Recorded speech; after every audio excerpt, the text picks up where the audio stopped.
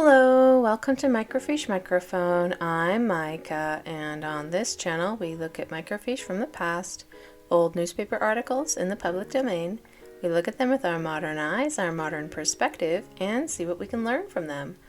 On this microfiche time capsule, we are looking back at the Juvenile Instructor from the 15th of December 1900, and this one is entitled Lives of Our Leaders, the Apostles, read Smoot. I believe, if I am not mistaken, this is the last of the apostles ones. After that, there are some more. We are going into the presidency of the 70 and presiding bishopric and things like that. So we're not finished yet with the lives of our leaders from 1900, except we're moving into 1901 soon because this is 15th of December. Anyway, Reed Smoot is someone I don't actually know that much about. As far as his life goes and things that he's done. The only thing I really know about him is that he was a senator. Senator Reed Smoot. I definitely know that. Past that, I have no idea. I think he was probably related to Abraham O. Smoot, who was very, well known, kind of a pillar of the early church, so it wouldn't surprise me anyway. I mean, I'm guessing.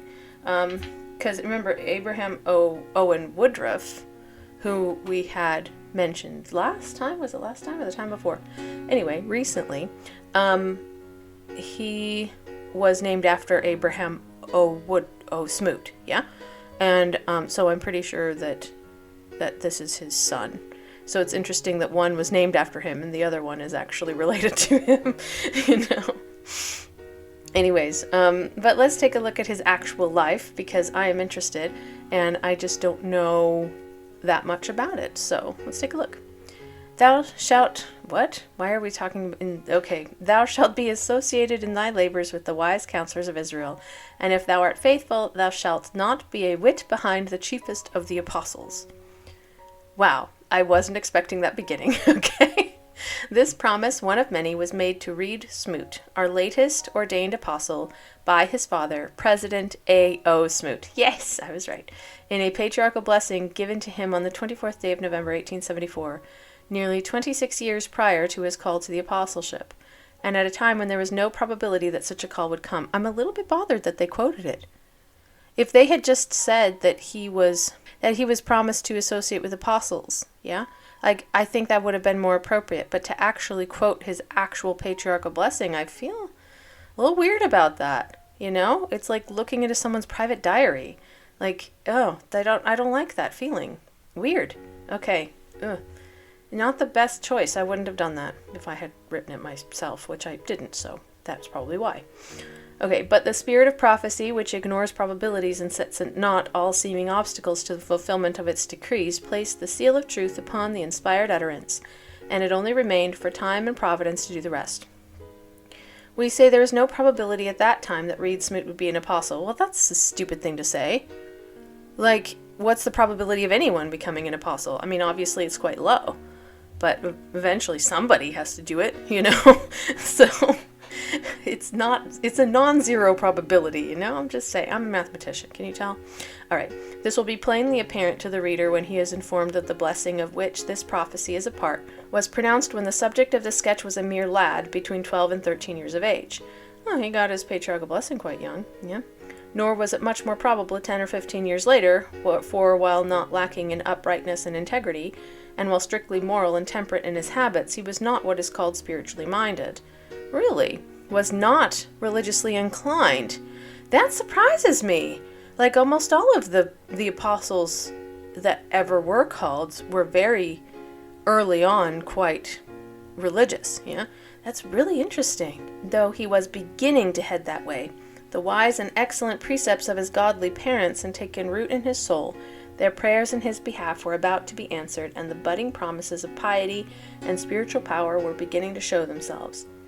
He was a child of destiny. God's eye was upon him, and unconsciously he was being molded by the influence of that spirit which he had received at baptism while in childhood, that divinity which shapes our ends, rough-hewn them as we will. From a boy, Reed Smoot had determined to be a businessman, a financier, a commercial pillar of the Commonwealth. I wonder at that choice, because I feel like most people who want to be successful in business so badly, either one of two things: grew up with wealth and wanted to keep it, or grew up with nothing and wanted something. Considering that he, I believe, grew up in Utah, which was probable considering his father's was one of the pillars of the early church, he probably grew up with nothing. Just a guess. Interesting. This is no exaggeration. All his instincts and inclinations were in that direction, and as soon as he was old enough to form a purpose and mark out a career for himself, that was the end at which he aimed. He inherited from both his parents business acumen, financial tact, and executive ability, along with that industrious energy and continuity of purpose, which are the main secrets of every man's success. The third child and eldest son of Abraham Owen Smoot, and his fourth wife, Anna Kirstina Morrison. He was born January 10th, 1862, at the old Smoot homestead in the 20th Ward, Salt Lake City. Yeah, he was born in Utah. 1862. Okay, he was actually older then than the next younger, than Abraham O. Smoot was. Abraham O. Woodruff was. Because Abraham O. Woodruff was born in the 1870s, 1872, I believe. So he was 10 years older, 1862. Interesting. But Abraham O. Woodruff didn't live very long, so, it doesn't always mean anything. The spot where stood the house of his birth is now occupied by the residence of Honorable James Sharp. Okay, why is that relevant? Okay, he received his first schooling under Miss Barbara Romney, daughter of George Romney, and present bishop of the 20th Ward, who in the year 1868 opened a small school in her father's house. The following year, the boy attended the Ward School taught by William Wiles, and kept up his attendance until after the school was taken in charge by Dr. Carl G. Mazer in the year 1870. Cool. 2 years later came a change of residence for Reed and other members of his mother's branch of the family. As early as 1868, his father and a portion of the household had moved to Provo, where ex-Mayor Smoot of Salt Lake City was elected to a similar office and was also the president of the Utah Stake of Zion. There the rest of the family now joined him, and there his son Reed has continued to reside up to the present time. At Provo, he attended the Timpanogos branch of the University of Deseret, which was succeeded by Brigham Young Academy, which, next to the great man whose name it bears and co-equally with Dr. Mazer, its educational founder, owes its existence to our apostle's honored sire, the late President A.O. Smoot. Interesting. I didn't know that about him. Reed attended the Academy's first term in April 1876, being one of 29 students with which the institution opened. Hang on, 1876. He was born in 1862. He was only 14. Apparently Brigham Young Academy is not a college. Okay. I'm just surprised. 14? Okay. Being one of 29 students with which the institution opened at age 14. Like, that blows my mind. I can't get over it. Okay. He passed through all the higher branches, then taught there, and at one time was the only student in the academic department from which he was graduated in 1879 at age 17. That's interesting. Okay. I guess when you start at a college when it first opened, but like as a teenager, it's interesting. He studied principally along commercial lines and at intervals, mainly during vacations, worked in the Provo woolen mills, which his father and others had founded and which had started up in the year 1872. There he obtained his first insight into manufacture, and it was practical insight too, for he worked in every department of the factory. Immediately upon entering the mills, he formed the characteristic resolve to one day become their manager, an ambition realized 11 years later. Like, would you have the patience for that, though? Like, sure, like, you want to be a manager, that's all well and good. That's not a bad ambition. But, like, would you be patient enough to learn every aspect of milling? I don't know. Like, I don't think I would. I'm not that patient. Okay, upon leaving school and after conferring with his father and his tutor, Dr. Mazer, he fully made up his mind to pursue a commercial career, and with that end in view, took a humble position in the Provo Cooperative Institution, and the first cooperative store organized in Utah under the impetus of the Great Cooperative Movement projected by President Brigham Young in the year 1868. Yeah, I remember that. So I have also read a lot of general conferences from back in the day, and it's interesting because there was this huge movement in the 1860s and early 70s where they're like, okay, cooperative movement, which was everybody should have like a co-op store. Like ZCMI was Zion's Cooperative Mercantile Institution, so it was the first cooperative like store that they had set up, and they wanted everyone to invest in it, and that way it would be everybody's store. Yeah, that was their idea anyway. So they wanted to become more self-sufficient and not as dependent upon imports and not as dependent upon other people who had moved into the area just to exploit them for money. So anyways, that's what that was about. So, okay, beginning at the bottom round of the ladder, Reed went to work sacking fruit, sorting potatoes, and doing other odd jobs about the place, but all the while keeping his eye on the mark for which he had set out. One day his father entered the store. Hang on, 1868. Okay, beginning.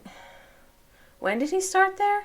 Okay, I guess it doesn't say. I thought he said he started in 1868. I'm like, wait, at age 6? I don't think so. Yeah. No, definitely not. Okay, one day his father entered the store and in conversation with the superintendent, R.C. Kirkwood, happened to remark, "I see you have Reed here, but I guess he won't stay with you very long." Reed overheard the remark, and though it was not meant unkindly, nor said slightingly, it caused the youthful sacker of potatoes to set his teeth doggedly together and to inwardly determine, "I will stay here until I am superintendent of this institution." Oh, he's a bit of a hard-headed kid, yeah? Interesting. That determination was adhered to, and in September 1880, less than 18 months from the time he uttered the prediction, it was fulfilled. He became superintendent of the cooperative institution and remained such until April 1884, when he was made manager of the Provo woolen mills, thus realizing his previous resolve. Well, good for him.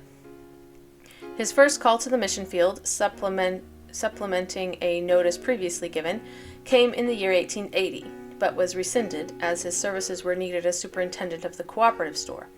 His second call was in March 1884, when he was again stopped from going abroad and was given by President John Taylor a 5 years mission as manager of the woolen mills. Okay, I didn't know that was a mission. That is really interesting. I've never heard of that. Okay, sure. Another call was made upon him in October 1890, and in November of that year, he left home en route for Liverpool, the headquarters of the European Mission. He finally got there, yeah? This was his first absence from America, barring a brief visit with his father to the Hawaiian Islands, upon which he was gone from May 2nd to July 19th, 1880. But he had visited on business nearly every state of the Union. Wow, that's kind of impressive too. Like, how many people can say they've been to all the states in the U.S., yeah? And it's a lot easier to travel now than it was then. Prior to going upon his mission, he had not been very active in religious matters. Blows my mind, but had thrown his whole soul into business and was fast becoming wealthy, or at all events a man of means and of consequent financial influence in the community. His first business venture was the purchase of N.C. Larson in December 1883 of the drug department of the Provo Cooperative Institution. He bought a drugstore? Okay, 1883, he was 21. A year later, he purchased his partner's half-interest and became the sole owner of that successful business, the beginning of the now widely known Smoot Drug Company, the leading drugstore of central and southern Utah. Okay, in 1885, he went into the sheep business, in which he made more money than at anything else. He owned at one time 11,000 head of sheep. Okay, that explains that. He was also lucky in real estate deals, particularly at the time of the boom, which favored so few and ruined so many. Interesting. So he bought when the boom. So that would be like when there was a buyer's market. Yeah. So lots of houses were available, and he bought a lot and then was able to sell them at a profit later. In fact, he was so prosperous and so intensely interested in money-making that it was feared and said by some that Reed, Smoot, and religion were drifting apart. Some went so far as to predict that if another call came for a mission, he had already had two, and had been prevented from going through no fault of his own, he would refuse to accept it. How groundless were these fears and assertions, and how unwarranted such a prediction was shown by his prompt departure for Europe in the fall of 1890, and by the subsequent great change that came over him in relation to spiritual things. Nice. Okay, that's interesting. Well, the fact that he was willing to go means that he was religious. Maybe he just wasn't prominent in religion, and it wasn't something he spent lots of time on, so he never got any major callings. Yeah? He just had, like, small things that he did. Maybe he didn't have a calling at all for a long time. I don't know. While abroad, he labored principally in the Liverpool office as bookkeeper and immigration clerk under the presidency of Apostle Brigham Young. That's Brigham Young Jr. They distinguish that between President Brigham Young and Apostle Brigham Young, or Elder Brigham Young. That's Brigham Young Jr. It's a little bit irritating because, looking back today, you might not know in 1890 if Brigham Young was still around, but he wasn't. He died in 1877. Yeah, so that's how I'm 100% sure this wasn't him. It must have been his son, Brigham Young Jr. Yeah. There's also an article on Brigham Young Jr. if you were interested about him. He also visited and spoke at the various conferences, and from July 2nd to August 6th of 1891 was absent from England, touring the continent in company with Dr. James E. Talmage, who was visiting Europe, and Elder Samuel A. King, one of the Utah missionaries. The party passed successively through Belgium, Holland, Germany, Switzerland, Italy, and France. Why do they say this? It's like some sort of like badge of honor that you've been to so many countries. Dude, most of those speak different languages. So the chances of you being able to preach in all of them are basically zero. I mean, unless you happen to speak French, Dutch, German, and Italian. And French again. So, while at Liverpool, Elder Smoot became well acquainted with the leading officials of the Guyon steamship line, which had for many years the bulk of the Mormon emigration from Liverpool, and was treated by them with the greatest courtesy and consideration. Mr. George Ramsden, the old-time manager of the Guyon shipping agency, made him welcome at his home and manifested almost a father's love for him. Random. Okay, Mr. John A. Marsh, the head man of the Guyon Company, also took much interest in him and appointed him his agent as a passage broker. Okay, passage broker. A situation which, though it brought no salary, was of additional advantage to the emigrational interests of the church. While he was acting in this capacity, the change was made by which Mormon immigrants, who formerly had but the usual steerage accommodations, were provided with intermediate passage over the Atlantic. That's nice. So instead of being third class, they're now second class. I like that. Elder Smoot was called home by a telegram from President Wilford Woodruff, which informed him of the serious illness of his father, and in response to the summons, he sailed from Liverpool on the 19th of September and arrived in Provo on the 1st of October, 1891. For a short time, he assisted his father as manager of the Provo Lumber Manufacturing and Building Company, one of the industries that President Smoot had established, and straightened out a contract between that company and the Territorial Insane Asylum. The past was the worst. Gosh. I hate words like that. Okay, in the spring of 1892, he resumed his former position as manager of the Provo Woolen Mills, which, under his able superintendence, have achieved a splendid success. That position he still holds in 1900. Yeah. At that time that Elder Smoot went to Europe, he was a married man and had been one since the 17th of September, 1884. 1884 at age 22, yeah? When he wedded Miss Alpha M. Eldridge. Alpha. Okay. I didn't know that was a girl's name, but okay. Daughter of the well-known Salt Lake merchant Horace S. Eldridge. So if you don't know who that is, he was member of the presidency of the 70s for a long time. Oh, he just said that, okay, who was one of the first 7 presidents of the 70s. Yes, he was. Her mother was Mrs. Chloe A. Redfield Eldridge, daughter of Harlow Redfield, one of the founders of Provo. That's interesting. There, Elder Smoot built a handsome home as the domicile of himself and wife and their steadily increasing family. They have had 6 children, 5 of whom are living. Oh, the past, man. Jeez, okay. And their married life has been a happy one. After his return from England, he launched out in business more extensively than ever, and his spiritual development, which his mission had awakened, likewise continued. He was the main promoter of the Provo Commercial and Savings Bank, one of the soundest institutions in the state, and he became its first president, a position held by him at the present time. He engaged considerably in mining, erected a number of business blocks, and became a director of the Clark Eldridge Company of Salt Lake City, as well as in various and other important concerns. His first mining venture was in conjunction with C.E. Luce, S.S. Jones, and Thomas R. Cutler in the Sioux Consolidated and Utah Consolidated mining companies. Selling out at a profit, he next invested in the Grand Central and was one of the original incorporators of that now famous mine. He was made vice president of the Grand Central Mining Company, also of the Victoria Mining Company, of which also he was one of the incorporators. His latest notable appointment was as a director of the much-talked-of Los Angeles and Salt Lake Railroad, which is about to be constructed. Oh, 1900. Yeah. How do we get around? In politics, Mr. Smoot is a staunch Republican. He has never sought an office, but has been honored with important official positions. How do you never seek an office, but then become a senator? Okay. From March 15, 1894, until the advent of statehood, he served as a director of the Territorial Insane Asylum by appointment of Governor Caleb W. West, and after Utah entered the Union, a sovereign commonwealth, he was appointed by Governor Heber M. Wells as a member of the Semi-Centennial Commission,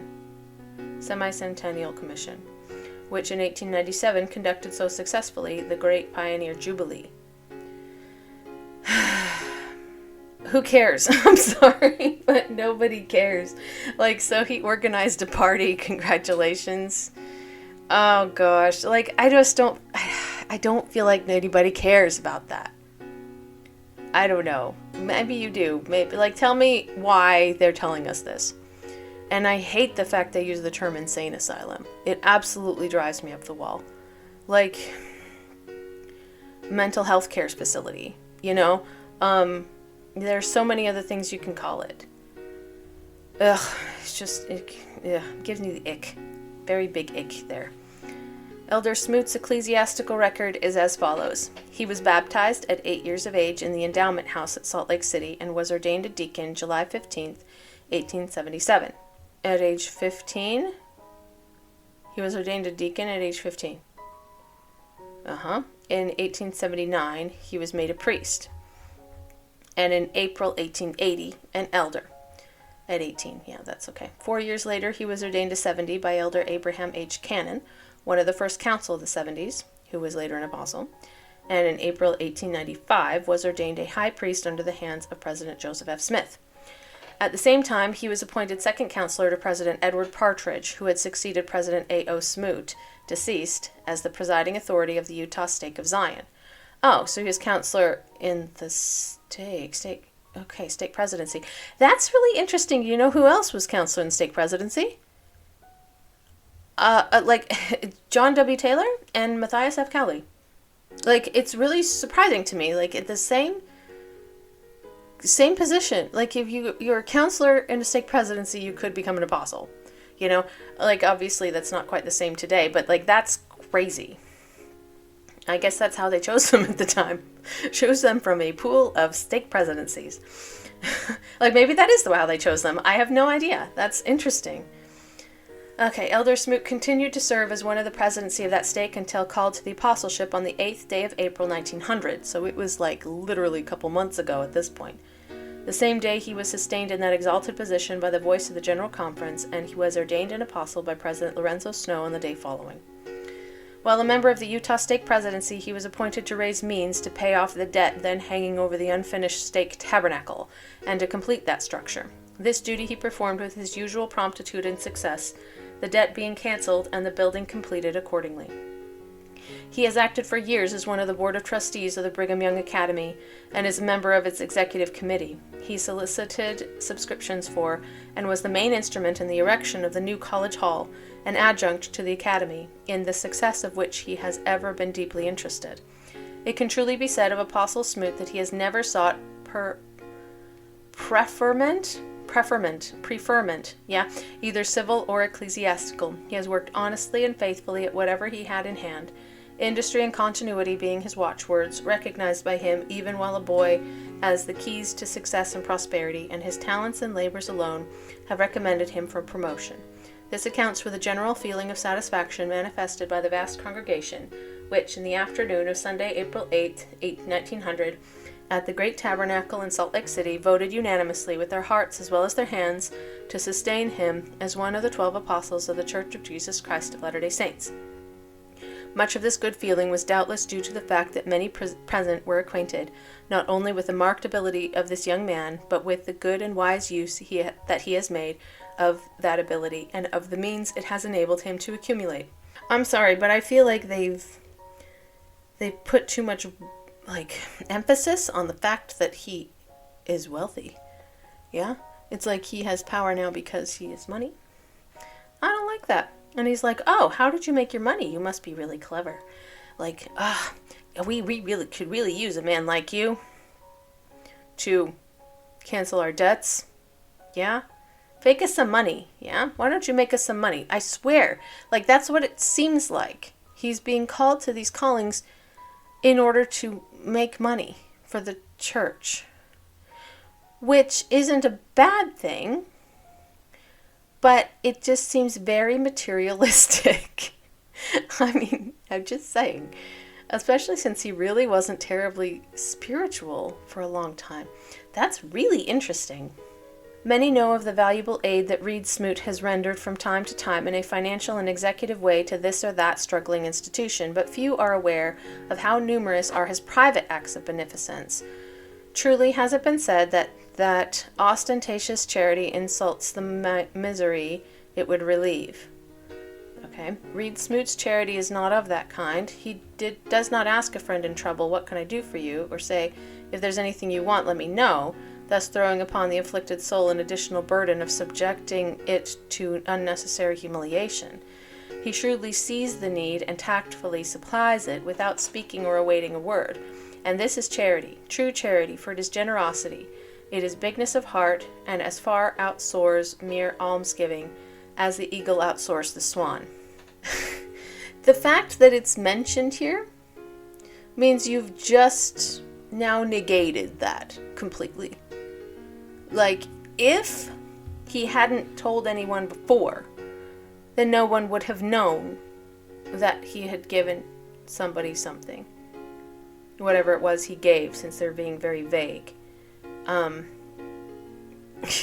So the fact that you now have told everyone that he does this, you have now completely negated the goal of not telling anyone.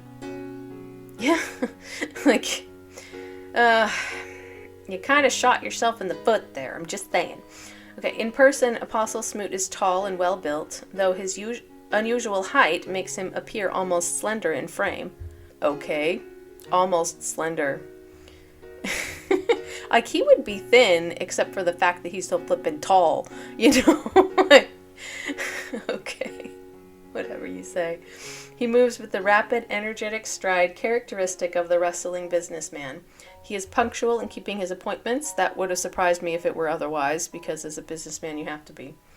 And as he says, owes his great losses in time to the failure of other men to promptly keep theirs. Yeah, I believe that. He possesses a fearless candor, speak right out in meeting, he says exactly what he thinks, and yet is courteous, considerate, and kind-hearted. He is neither a preacher nor a writer, but expresses himself with intelligence, earnestness, and humility, both by tongue and pen.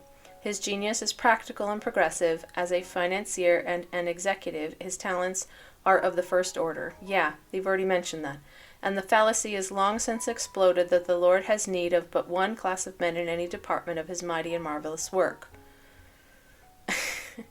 Okay, my duty first and my pleasure afterwards may be said to be our apostle's favorite motto, one that he faithfully exemplifies, and this is just as true since the great spiritual awakening experienced by him as the result of his foreign mission and his appointment as one of the presidency of the Utah state, as it was when he was devoting himself heart and soul almost entirely to commercial pursuits.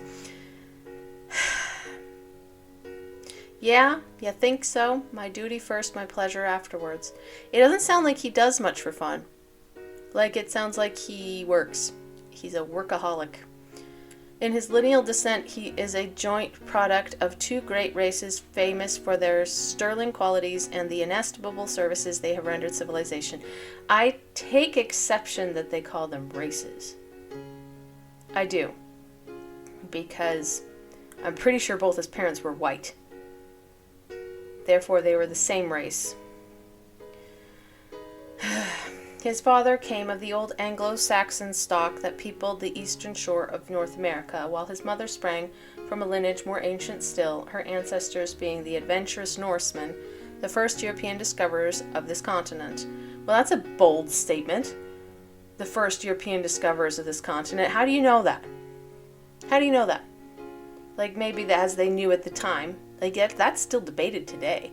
Nobody's really sure who was first. Besides that, who cares, like, which European was first? That's a stupid question. They weren't the first people. Yeah? His father was born in the state of Kentucky, and his mother was a native of Brekka, Norway. Both were of heroic mold and metal, both sacrificed much for the gospel's sake, and the apostle is the inheritor of many of their noblest qualities, chief among which is the ability and inclination to do good, publicly and privately, and to thoroughly enjoy the doing of it. O. F. Whitney. That's Orson F. Whitney. But, like, okay, I have some thoughts. First of all, let's do some fact-checking. But, like, gosh. Okay, Reed Smoot was born the 10th of January, 1862, and died the 9th of February, 1941. So he lived a very long time after this. Was an American politician, businessman, and apostle of the Church of Jesus Christ of Latter-day Saints. First elected to the Utah State Legislature to the U.S. Senate in 1902. Okay, I guess that was after this. He served as a Republican senator from 1903 to 1933. 30 years. Like, how do you serve as a senator for 30 years? That's crazy. From his time in the Senate, Smoot is primarily remembered as the co-sponsor of the 1930 Smoot-Hawley Tariff Act, which increased almost 900 American import duties. Great, I guess. It's not exactly working for the greater good, though, is it? I mean, it's like, we need more money. I guess he was a moneymaker, you know. Criticized at the time as having intensified nationalism all over the world by Thomas Lamont of J.P. Morgan & Co., Smoot-Hawley is widely regarded as one of the catalysts for the worsening Great Depression.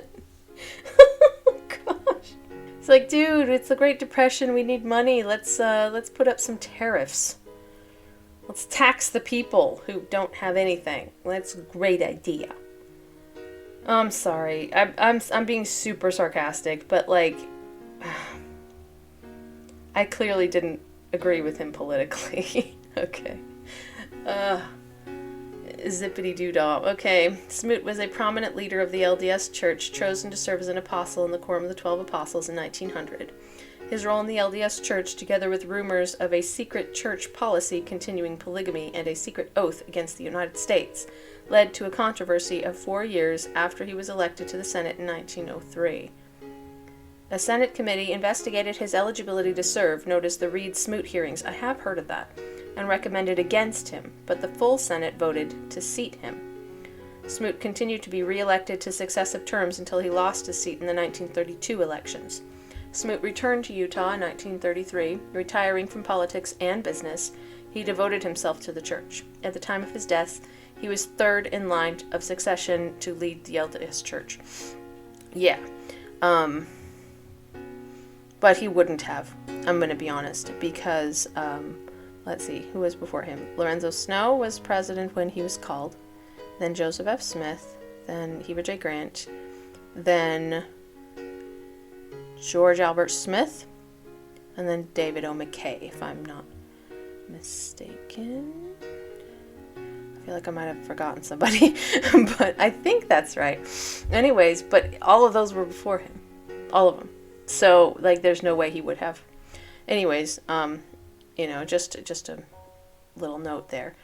So, I'm not going to read through all of this, but I do remember the Reed Smoot trial, because what happened was he was elected, right, in 1903. 1902, and then he was going to take his seat in 1903. And there were these people who were like, you can't do that, you're a Mormon. And he's like, dude, why not? And they were just like mad that a Mormon got into the Senate, because I believe that was the first time it had happened. Anyways, and so a lot of people had to give testimony about it. And the other thing that was in his favor is that he was not a polygamist. If he had been, I think he would have had a harder time. But he wasn't, and that actually really helped him to take his place. Let me just double check. So he married Alpha Eldridge, which we mentioned before. He has 7 children total. But it says that he also had another wife, Alice Taylor Sheets, but I'm assuming that was later. Okay, the hearings included exhaustive questioning into the continuation of plural marriage within the state of Utah and the LDS Church, the questions on church teachings, doctrines, and history. Although Smoot was not a polygamist, that's what I thought. The charge by those opposed to his election to the Senate was that he could not swear to uphold the United States Constitution while serving in the highest echelons of an organization that sanctioned law-breaking. Yeah, I could see that. It's kind of a conflict of interest, is how they seem. Interesting.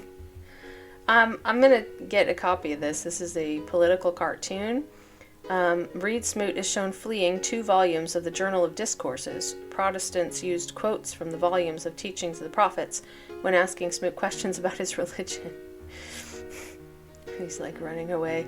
There's like 23 volumes of Journals of Discourses, and they are basically the transcripts of talks given in the past, and they've been great when trying to read up about different like talks people have given in the past. But it's not always complete.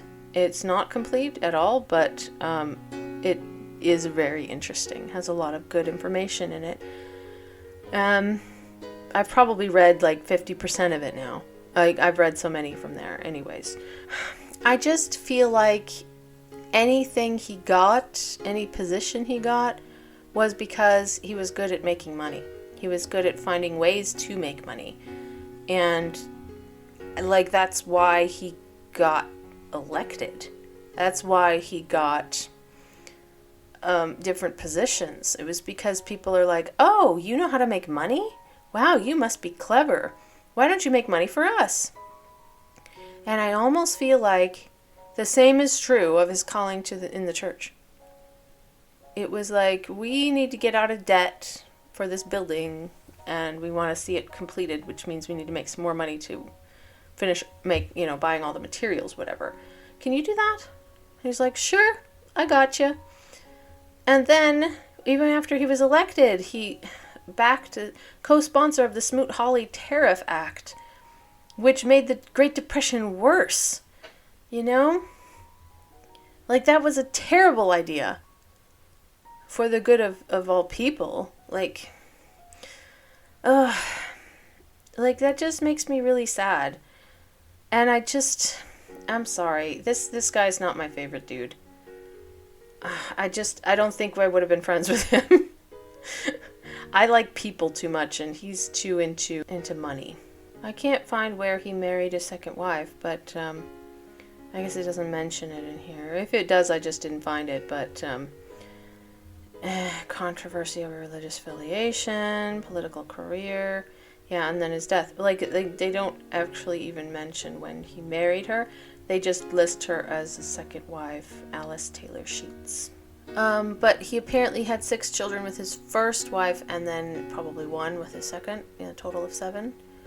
Yeah, that's all I know. It's frustrating. I just feel like there's just so much left out. I feel like I don't really have a beat on this guy other than the fact that he was really good at making money. And like I say, there's a time and a place for everybody, but like, it just seems very materialistic to me. Anyway, that's just my opinion. Do you know anything more about this person? Because he was relatively well known in his time. So if you know more than I do, feel free to leave a comment below. Let me know what your opinion is about him, or if I missed anything major. Obviously, you're only as good as your sources, so yeah, let me know if there's anything else that needed to be mentioned about him. But I hope you enjoyed the video today. If you did, please give it a like and subscribe to the channel, and I hope to see you in the next video.